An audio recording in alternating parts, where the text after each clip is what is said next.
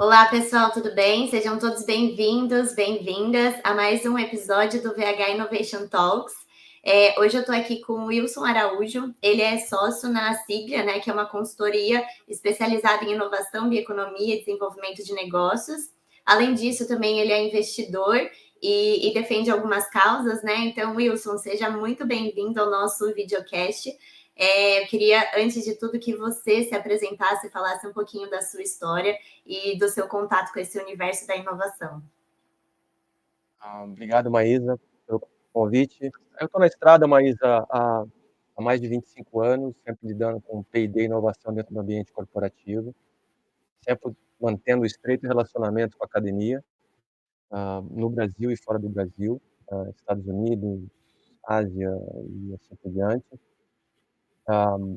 Bastante pesquisa e desenvolvimento voltada para mercado, muita coisa no P, muita coisa no D, nesse aspecto. Passei por algumas grandes multinacionais e, mais recentemente, aí, nos últimos 2 anos, tenho auxiliado aí algumas empresas com consultoria, inclusive o governo também com algumas consultorias específicas em políticas públicas para inovação. E eu tenho uma paixão aí como causa, que é mais recentemente, que é últimos 2 anos, mais ou menos, eu tenho trabalhado com refugiados, ajudado essas pessoas que estão chegando no Brasil aí, deslocamento forçado. Tem sido uma experiência incrível, e em outro momento a gente pode falar um pouco mais. Muita gente chegando, muito problema no mundo, então, outro momento a gente pode encontrar um pouco mais disso. Estou à disposição de vocês para a gente conversar um pouquinho aí sobre inovação. Legal, obrigada. Obrigada pela presença. Eu queria começar com uma pergunta que a gente sempre faz aqui no VH Innovation Talks. Para você, o que é inovação? Inovação, para mim, de maneira bastante ampla, é novo em uso, conhecimento aplicado e geração de valor. Se não tiver geração de valor, não tem inovação. Legal. Não, a gente fala que sempre eu falo, né? Não existe certo ou errado, porque realmente inovação tem muitas possibilidades. Cada um tem seu ponto de vista e todas estão certas, porque a inovação possibilita muitas definições. A E gente tem que tomar Wilson, cuidado, perdoa por te pode. interromper, a gente tem que tomar cuidado com essa amplitude, que muitas vezes acaba não entrando de maneira assertiva na temática da inovação, e aí vira tema de evento, e vira um excelente combustível para equipes de comunicação, mas que não tem nada a ver com inovação, por exemplo. Então tem que tomar muito cuidado. Uma coisa que eu abomino é a frase "inovação está em nosso DNA". Essa, para mim, é a maior falácia, e acho que todos os executivos deveriam evitar essa frase. E eu costumo dizer o seguinte, que já que vocês querem usar uma metáfora da biologia, então não adianta estar no genótipo se não está no fenótipo. Acho que todo mundo lá na escola deve lembrar que o fenótipo tem a ver com o contexto, tem a ver como que o organismo se adapta a ele e tudo mais, né? Para a gente ser breve. Então, inovação está em nosso DNA, eu abomino. Vocês não vão me ouvir falar. Ah, legal.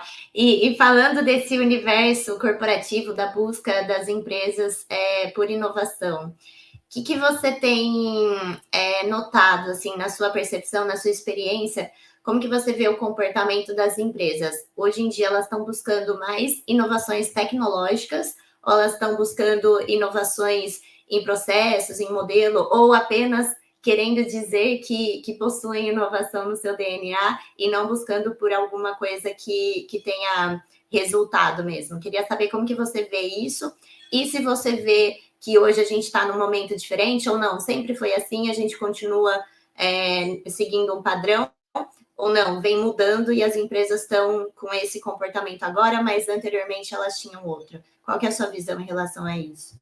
Eu acho que a gente tem que tomar cuidado com alguns aspectos. Por exemplo, vamos fazer só uma separação muito rápida, né? Se você está em países, chamemos aqui de países desenvolvidos, né? Estados Unidos, Japão, quando você chega nessas grandes corporações lá, como eu tive a oportunidade no Japão e nos Estados Unidos, a gente percebe que existem centros de pesquisa, que são muitas vezes recortes setoriais, a gente pode fazer alguns recortes setoriais na indústria química, indústria de energia, que essas grandes empresas, elas estão dando drive em inovação tecnológica. Elas têm sim investimento em P&D, elas têm engenheiros, elas têm pesquisadores trabalhando lá, e tem sim inovação tecnológica. Essas mesmas empresas, elas também têm muita necessidade de transformações internas, que o pessoal muitas vezes resume como o mais com menos. Você tem que ter transformação em processos, transformação em modelos de gestão, temos aí a transformação digital, que ela vem com força total, mas o que eu percebo particularmente no Brasil, com algumas exceções que nós podemos mencionar depois, é que aqui nós estamos voltados para esse processos, inovação em processos, não muito inovação tecnológica, até mesmo nos grandes centros aí de pesquisa, nas ICTs. Ah, legal. E para essas empresas que estão tentando trazer uma visão mais estratégica, né? Você falou da inovação, da diferença de inovação, de investimento em P&D, inovação processual, inovação tecnológica. Tem um movimento ali de trazer uma visão mais estratégica de negócios para as áreas de P&D. Como que você vê esse movimento? Você acha que existe uma barreira? Você acha que está indo na contramão? Como que você vê isso? A relação P&D e negócios sempre foi acalorada, tanto que centros acadêmicos de negócios estudam isso. Se a gente pegar um único exemplo, né, que a Universidade de Darmstadt, na Alemanha, fez, a Universidade Técnica de Darmstadt, eles entrevistaram 200 empresas de diversos níveis hierárquicos, para tentar entender quem deveria ter mais poder, o marketing ou o RH, ou o P&D. Eles chegaram à conclusão que o P&D tem que ter nesse estudo particularmente, que o P&D tem que ter uma força moderada, porque muitas vezes o P&D quer trazer novidade e não quer trazer significado. Isso são as palavras dele. Então, tem alguns aspectos importantes que é importante aqui a gente citar, que quem está nessa interface liderando alguma coisa que depende da equipe de negócios e de P&D tem que ser um diplomata. Quase um diplomata que negocia uma guerra.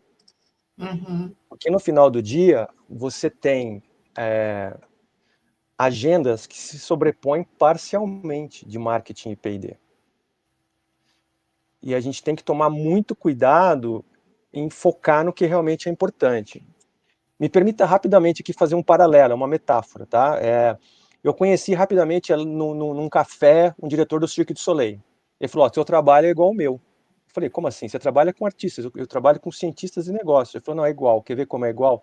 Toda vez que eu chego atrás das cortinas, um dos meus artistas me mostra uma música nova e fala para mim: olha que música bem legal que eu estou fazendo agora. E eu pergunto para ele: a do show está afinada?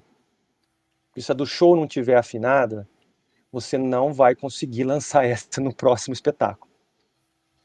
Então, obviamente, voltando aquilo que a gente falou, tendo estado no Japão e nos Estados Unidos, eu vi algumas diferenças. Por exemplo, tem muito uma tendência de inovação incremental, né? A gente já tem essa tecnologia, vamos fazer uma outra coisa, uma nova aplicação.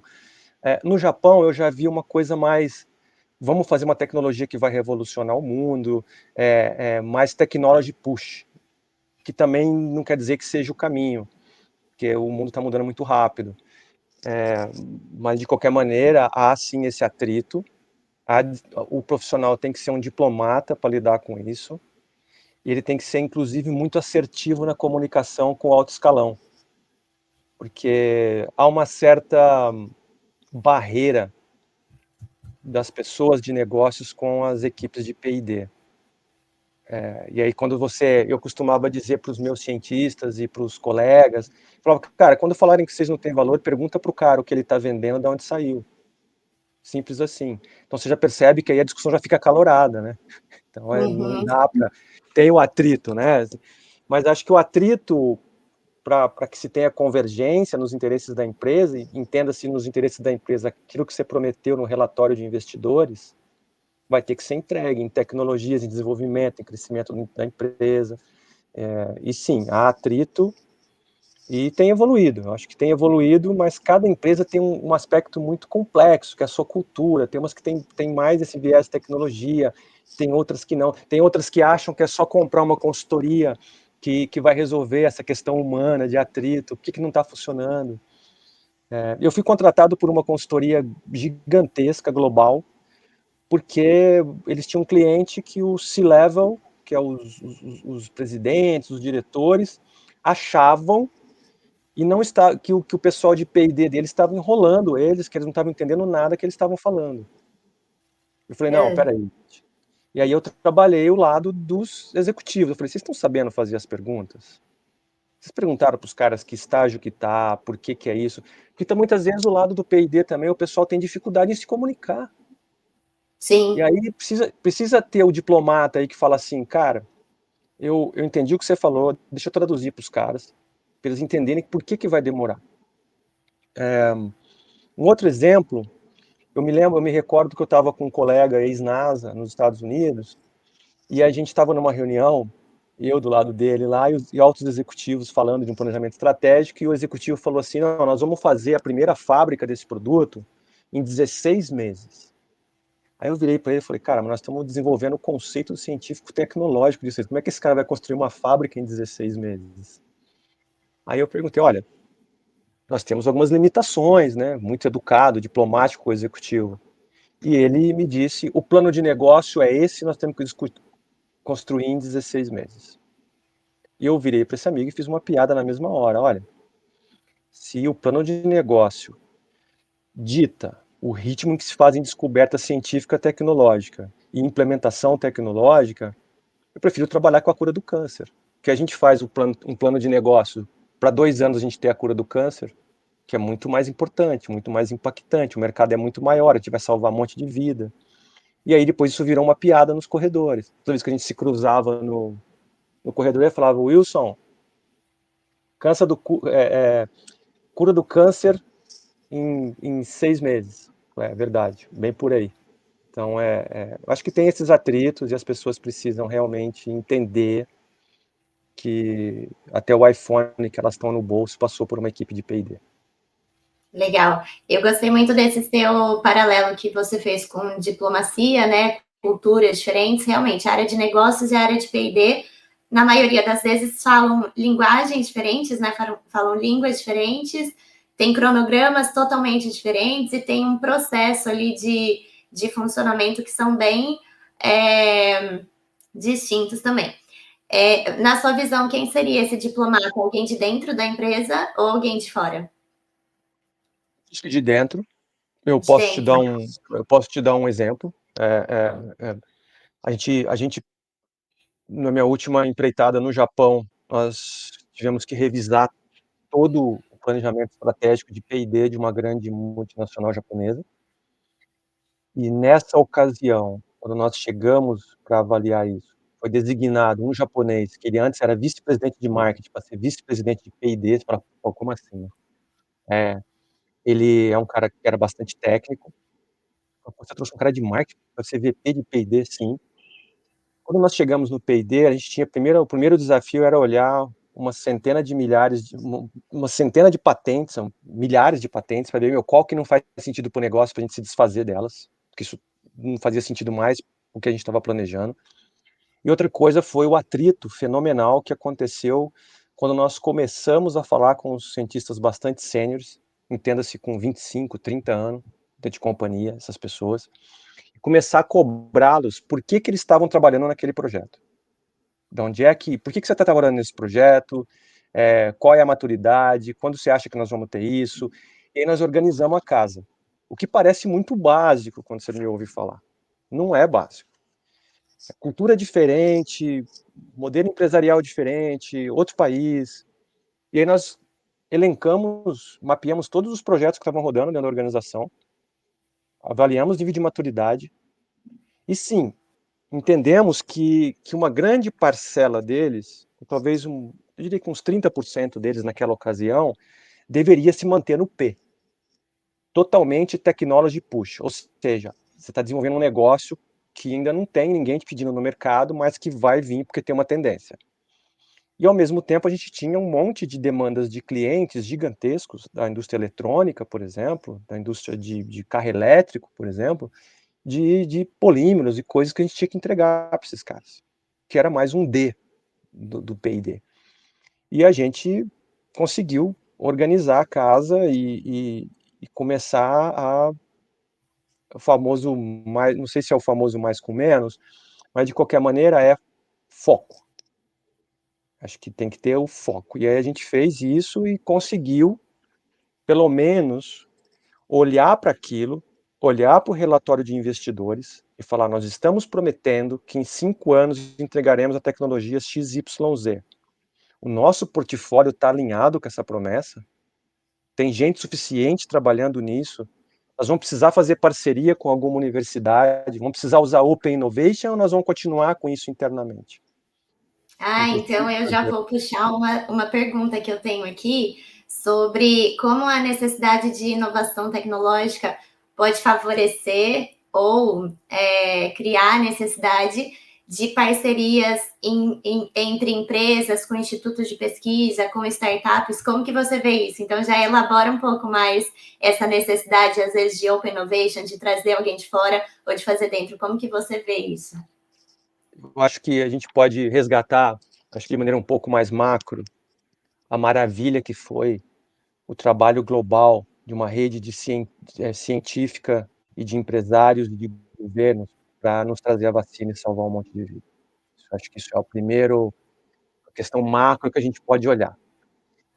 Nesse caso, é um caso extremo. Teve uma demanda global, todo mundo falou: cara, você sabe de vacina, eu também sei. E aí eu queria colocar aqui uma coisa muito importante. Todo mundo começou, todo mundo não, mas se houve esse ruído no mercado às vezes, do tipo: ah, mas os caras ganharam milhões vendendo vacina. Eles ganharam exatamente, segundo o Banco Mundial, aqui eu vou dar um número redondo para você, 80 bilhões de dólares. O impacto social calculado pelo Banco Mundial foi de 800 vezes esse valor, que equivale a 80% do PIB global. Então isso é uma maravilha da inovação que salvou vidas. Então, Wilson, mas isso é muito macro, mas isso aqui é um exemplo claro de que quando se articula para uma demanda, todos os atores do ecossistema, nós temos uma tecnologia e fast track, que é a vacina. Você alinhar esses interesses todos é absurdamente complexo. Uhum. Por isso que eu falei para você que às vezes você quer manter coisas internas e só deixa para fora o que você acha que precisa mesmo. Vamos dar um exemplo muito positivo aqui do Brasil. Nós temos o laboratório de luz síncrotron aqui em Campinas. Às vezes as pessoas não atentam para isso. Já imaginaram o salto tecnológico que houve nos fornecedores que atenderam a construção e montagem do laboratório síncrotron? Teve muita ciência. Esse é um exemplo de articulação do ecossistema, de fornecedores, de universidades. Nós temos hoje um projeto que talvez tenha custado o equivalente a um estádio de futebol. Nós construímos vários que não estamos usando para nada. E que é um exemplo fantástico de articulação. Mas nós temos que tocar em um ponto importante. Nesse aspecto, ainda há uma deficiência nas ICTs. E talvez as pessoas não gostem quando eu falo isso. Eu acabei de participar de um estudo para uma grande agência de fomento, por uma questão de assinatura de acordo de confidencialidade, eu não posso mencionar muito mais que isso, onde nós fizemos as fortalezas e fraquezas, o que estava fazendo, o que estava acontecendo, que o dinheiro que ela estava disponibilizando não estava saindo tecnologias, de inovação tecnológica. Uma das fraquezas que nós identificamos foi a incapacidade das ICTs em fazer gestão de projeto. Estou te dando esse dinheiro para isso, você está me dando esse escopo que você vai entregar em 3 anos. Então, o modelo hoje de fomento, particularmente que nós falamos de governo, né, favorece muitas vezes a distorção, não há aqui nenhuma questão específica de corrupção, não é disso que nós estamos falando. O sistema é assim. Aí a pessoa entrega um relatório, o produto é o relatório. Então, se a gente conecta dessa forma, e aqui, voltando à tua pergunta, quem está acostumado nesse modelo, quando eu chego lá, como uma grande organização, e imponho para ele, na mesa, que nós vamos assinar uma parceria, que vai ter um gerente de projeto, que vai ficar no pé deles. Wilson, mas é ciência e tecnologia. Ciência e tecnologia tem incertezas. Tem incertezas, mas as incertezas podem ser comunicadas de tempos em tempos e a rota ajustada de tempos em tempos. Você não pode deixar o manche do navio solto. Então, Uhum. acho que essa conexão do ecossistema é muito valiosa. Eu acho que nós estamos engatinhando no Brasil. Nós temos um exemplo magnífico, que é a Embrapa, que está fazendo um trabalho muito bom, mas ainda tem uma questão cultural muito forte dentro das ICTs, que tem anticorpos que jogam contra isso. Isso é a percepção do Wilson. Legal. Wilson, eu queria falar então, entrando um pouco mais a fundo em inovação tecnológica, né? A gente falou bastante assim de P&D e tal. Queria falar sobre Deep Tech. Só que antes disso, queria que você trouxesse um pouquinho, assim, esclarecesse, antes da gente entrar nisso, Deep Tech é necessariamente uma startup? Vamos trazer um pouco o conceito do que é isso. Aqui, antes da gente começar, a gente estava falando, né, um pouco sobre isso, então eu queria que você explicasse a diferença entre startup e Deep Tech e, em seguida, falasse onde você está vendo que aqui no Brasil tem protagonismo. São as empresas, os ICTs ou startup que tá protagonizando esse tipo de tecnologia? Olha, mas acho que dentro a gente pensar, primeiro acho que vamos falar um pouquinho de startup, eu não vou usar nenhuma definição de nenhum autor, talvez mais clássico, mas de qualquer maneira startup tem que escalar, é uma empresa nascente, que está ali, uma sementinha, que você olha para aquilo ali num pré-seed, por exemplo, de investimento e fala, cara, tem potencial, é uma empresa que está nascendo, tem mercado, vai crescer, vamos investir. Uma deep tech pode ser, uma deep tech sim, um tipo de startup, só que ela tem uma peculiaridade, ela nasce a partir de conhecimento científico tecnológico. Acho que quando nós olhamos para Deep Tech, que é o nome usado aí nos corredores e nos eventos de startups, eu prefiro Knowledge Intensive Entrepreneurship. Mas Deep Tech é o mais usado, eu acho que nós temos um relatório que é clássico, que todo mundo já deve ter lido, que é a BCG, é uma grande consultoria de negócios, ela entrevistou 400 startups, se não me falha a memória, ao redor do mundo. E fez um relatório incrível de maturidade dessas startups, de quanto tempo elas demorariam para chegar no mercado. Os investidores, muitas vezes, precisam calibrar as expectativas. É diferente de uma startup marketplace de venda de cosmético, por exemplo, de a gente olhar para uma nova tecnologia. Por outro lado, o empreendedor também precisa pôr os pezinhos no chão. Porque se você está num estágio muito incipiente, de geração de conhecimento, que é muito valioso, que está naquele paper que ele publicou, que fez uma colaboração incrível para a área de atuação dele, não, isso aqui tem potencial para ser. Eu dou aula no Instituto Mauá de Tecnologia, eu falo para meus alunos lá que a palavra potencial é equivalente a uma garrafa de aguardente. Se você toma 2 doses, você te motiva, vai bem. Se você começa a tomar muita dose de potencial, você começa a alienar. E aí você já começa a não falar coisa com coisa, achando que você tem uma coisa na mão lá de tecnologia que ainda está muito longe de acontecer. E para isso a gente tenha críticos ou não, nós temos aquela escala de TRL, que é a prontidão tecnológica, ó, em que estágio está, que estágio de maturidade você está, se você está pronto para o mercado. E muitas vezes há um apego do empreendedor de Deep Tech. Ele fala, cara, eu não vou conseguir ver isso virar uma fábrica, por exemplo. Porque às vezes é uma coisa que você precisa de intensivo em capital para você fazer sei lá, equivalente a uma fábrica, vamos falar, etanol de segunda geração. Quem é que tem 1 bilhão para investir numa fábrica? Você é um empreendedor, mas às vezes você tem um pedaço da tecnologia. Ah, não, mas eu queria muito era ter a fábrica. Falou, cara, mas por que você não vende ou licencia a sua tecnologia para esse cara que tem o capital intensivo lá para fazer a fábrica, né? Então, muitas vezes o cara não precisa ter uma deep tech, ele pode simplesmente fazer um bom licenciamento de patente e favorecer não só ele, mas também a universidade onde ele está hospedado. Voltando nesse negócio da deep tech, nesse mesmo estudo que eu mencionei da BCG, só para dar um número para todo mundo, né? Em 2020, quando eles fecharam o estudo, o investimento global estava em 60 bilhões de dólares em deep techs.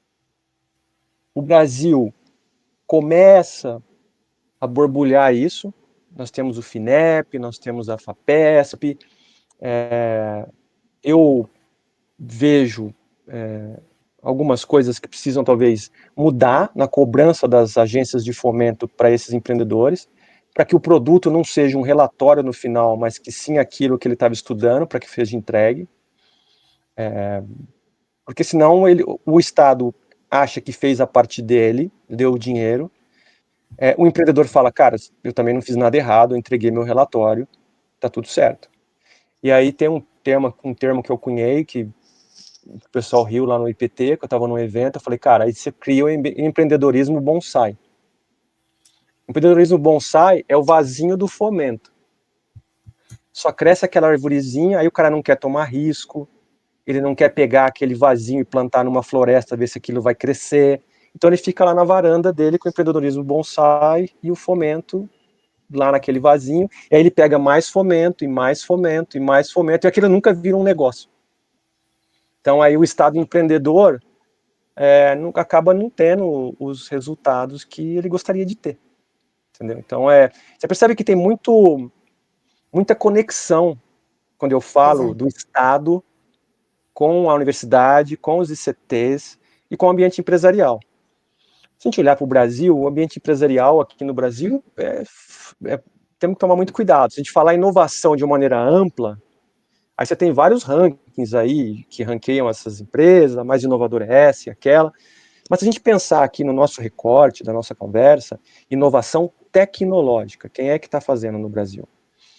Eu posso te dar, quando você olha para o estudo estratégico, a comunidade europeia faz todo ano eles fazem, se não me falha a memória, o que eles olham para as patentes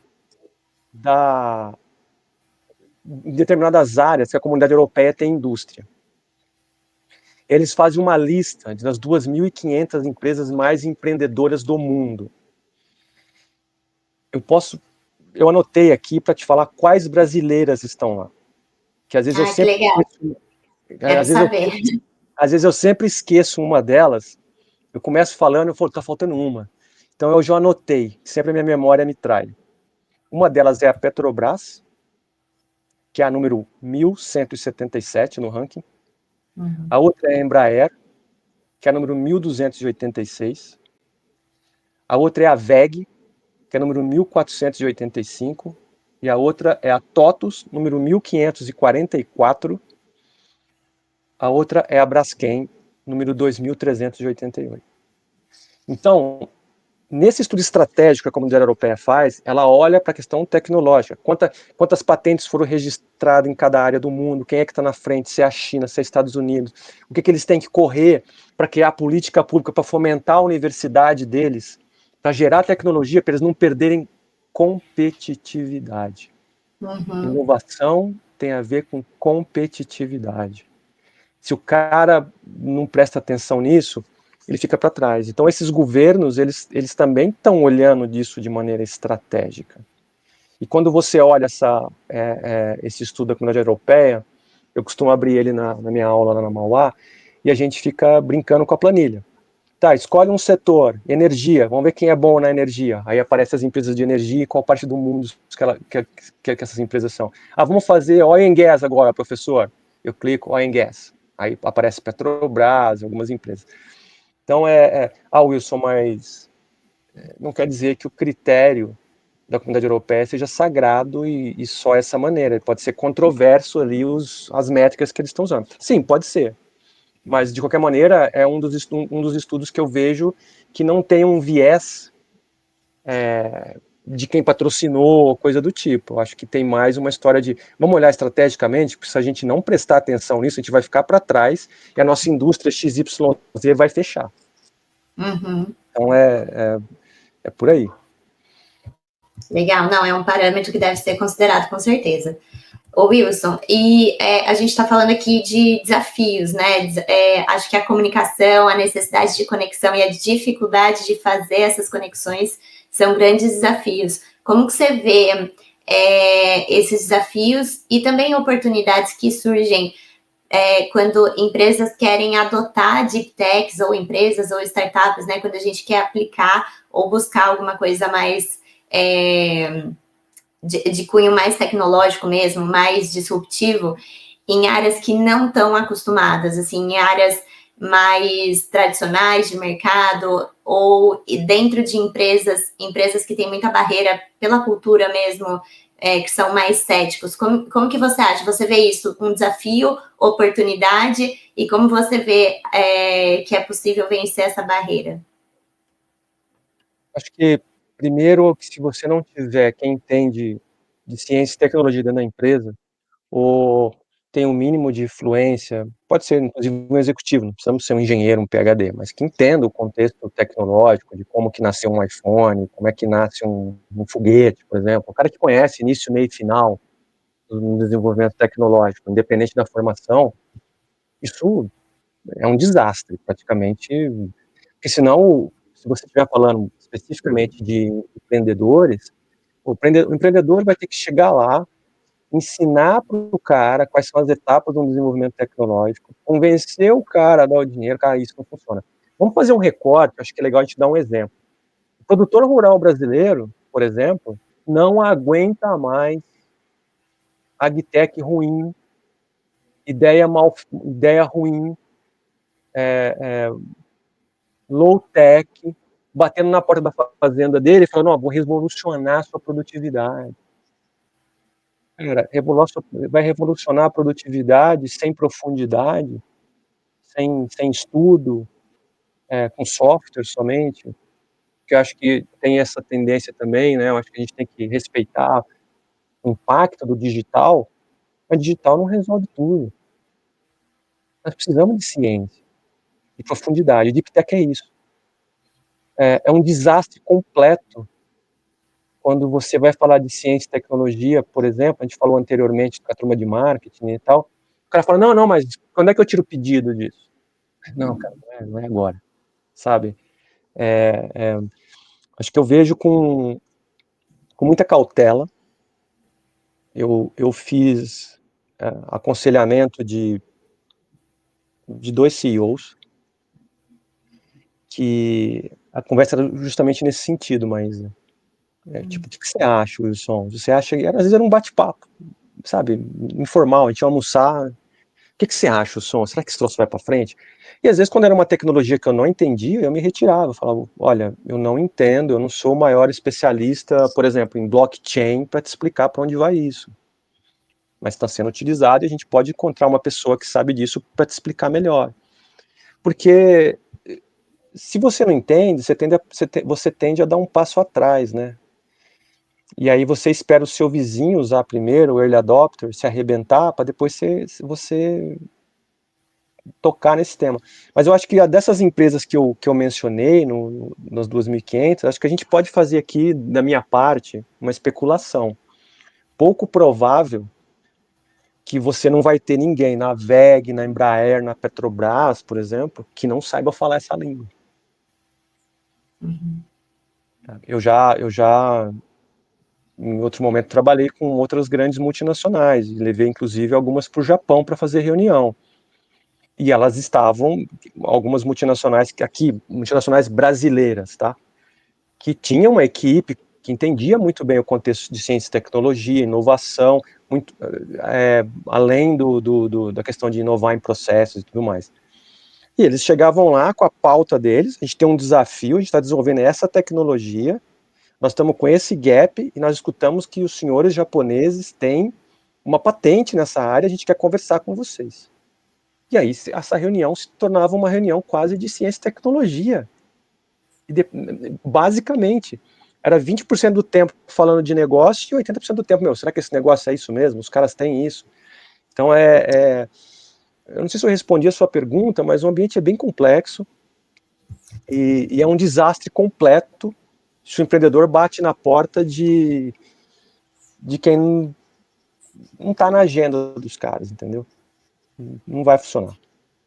É Ou vai necessário ser mais ainda doloroso. uma transformação, né, cultural, uma conscientização ainda de tanto de ICTs quanto empresas quanto startups, né?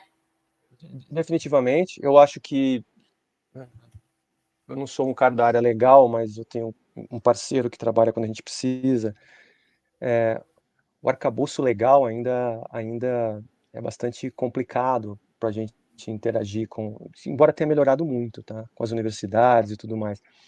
Então aí você dá uma, ou não existe uma, está se tentando fazer isso, né? Já há algum tempo com as agências de inovação dentro das universidades, que eu acho que eu vejo com olhos muito positivos. Acho que a USP fez um movimento recente muito sério de criar uma pró-reitoria para isso. Então eu vejo isso também de maneira com muito bons olhos, porque você começa a ter agentes internos que são empoderados para fazer isso acontecer. Deixa de ser um desejo e passa a ser um objetivo. E aí eu falo isso muito para os empreendedores de deep tech, né? Não é return on intention, é return on investment. Você pode até na universidade usar o ROI para return on intention, mas no ambiente empresarial é return on investment. Então o seu izinho é diferente da banda de cá. Uhum. E não necessariamente quer dizer que nós vamos, de novo, a brincadeira que eu fiz antes, não quer dizer porque você tem um plano de negócio que você vai dar um salto tecnológico. Não é da noite para o dia, dependendo do escopo do projeto que você está trabalhando, né? Legal. É Wilson, isso. eu vou finalizar com as minhas perguntas, depois eu vou abrir caso você queira falar algo mais, mas uma última pergunta, na verdade, uma provocação, assim, né? Existe um consenso que para se manter vivo no mercado, né, para que as empresas estejam aí ainda operantes e de forma significativa no mercado, é necessário inovar. E aí eu quero saber, primeiro, se você concorda também, e o que é inovar para você nessa frase. O que as empresas precisam fazer para continuar relevantes num futuro? Primeiro, que meus colegas que fazem consultoria ou palestras com essa temática que você falou, que me perdoem, mas nunca foi diferente. Se você olhar quantas empresas deixaram de existir nos últimos, sei lá, 100 anos, Uhum. nós vemos, por exemplo, isso é um caso, depois eu posso até mandar o link para vocês, quando houve a fusão, por exemplo, da Dow e do Com, esse é um exemplo, a quantidade de cientistas que foi mandado embora nos Estados Unidos, que foi desligado. Essa fusão ela acontece por uma série de razões de negócios dessas duas grandes companhias, mas também pela cobrança desses departamentos grandes de P&D com altos budgets que não estavam gerando resultados. Respondendo a tua pergunta de maneira muito direta, definitivamente você precisa estar o tempo inteiro olhando o que está mudando no contexto, né? É a história da metáfora lá, né? Do fenótipo e do genótipo, né? Eu acho que o fenótipo, o contexto está mudando, eu como organismo tenho que mudar, eu tenho que me atualizar, porque senão você fica para trás.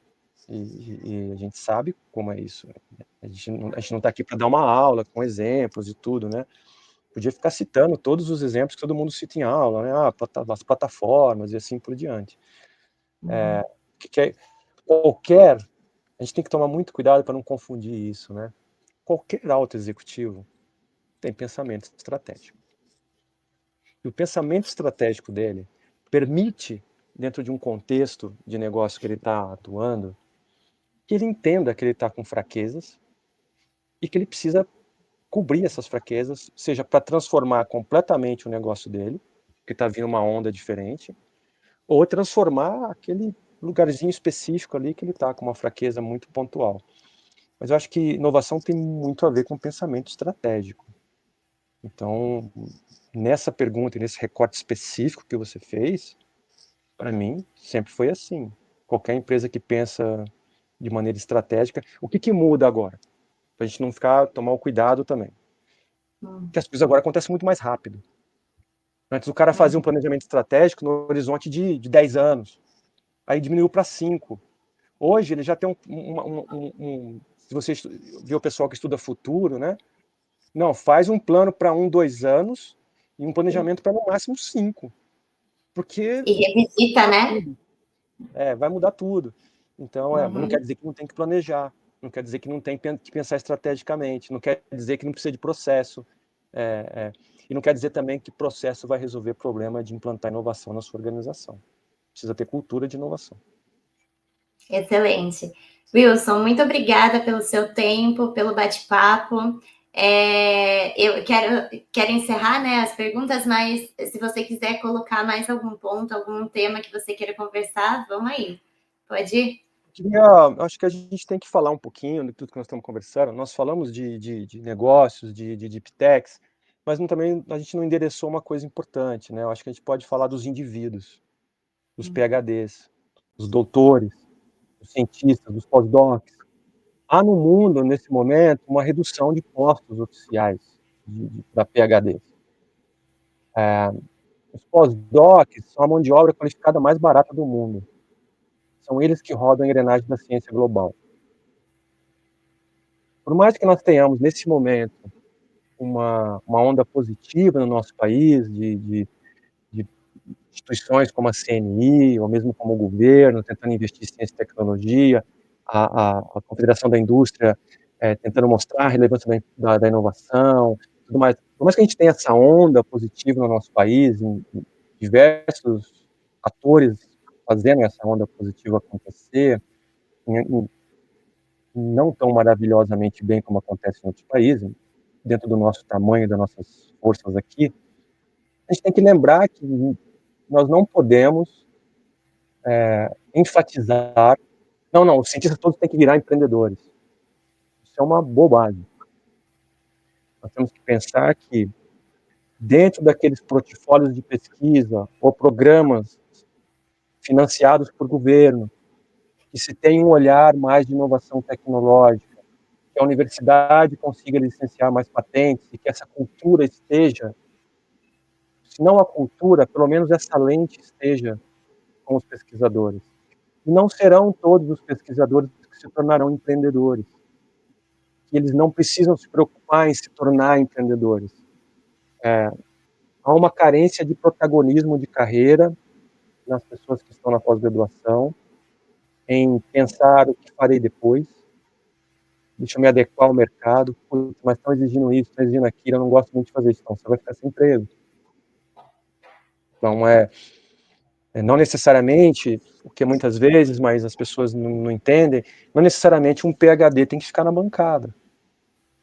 Eu trabalhei numa grande multinacional, por exemplo, que o meu vice-presidente de negócio era PhD em física. Depois eu reportei para um cara que era diretor global, que era PhD em engenharia.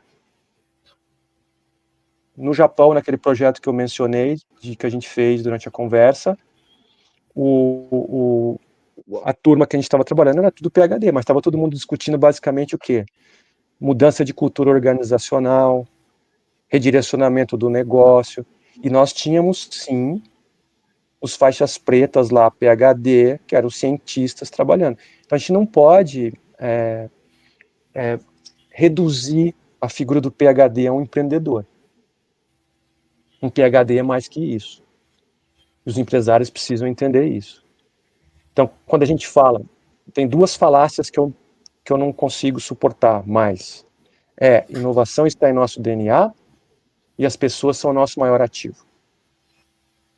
Se as pessoas são o seu maior ativo, por que o seu RH barra a entrada de PhDs na sua empresa? Porque ele é muito qualificado. Não faz sentido. Porque ele não vai se adaptar. Não sei. Pode ser como qualquer outra pessoa. Tem ou não tem fit para uma vaga.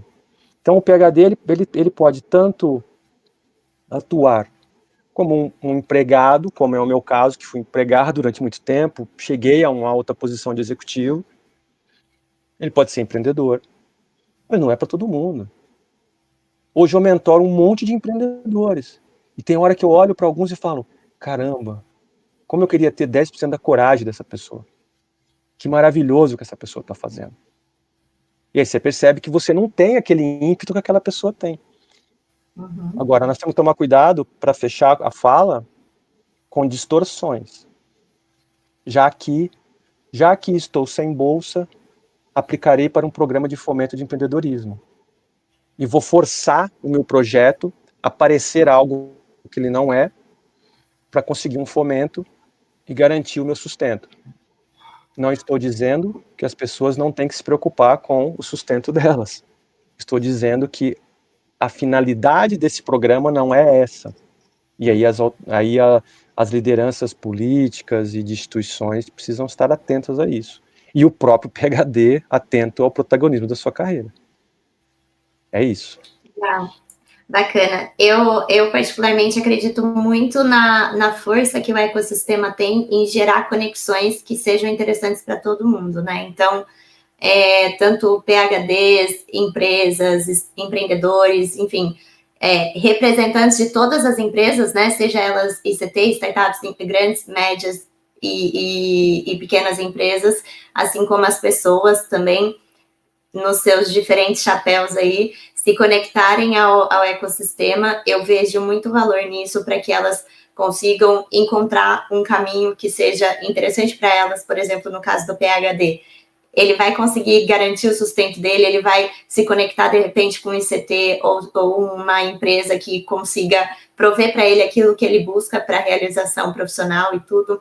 Então, eu acho assim, da nossa conversa fica duas questões muito grandes, né? A diferença na maneira de comunicar, então, que a gente precisa tentar conversar com esses diferentes públicos, com essas diferentes pessoas e tentar se entender, e a força da conexão, que você precisa também se conectar com pessoas diferentes para conseguir encontrar uma solução que seja o melhor caminho para todos, né?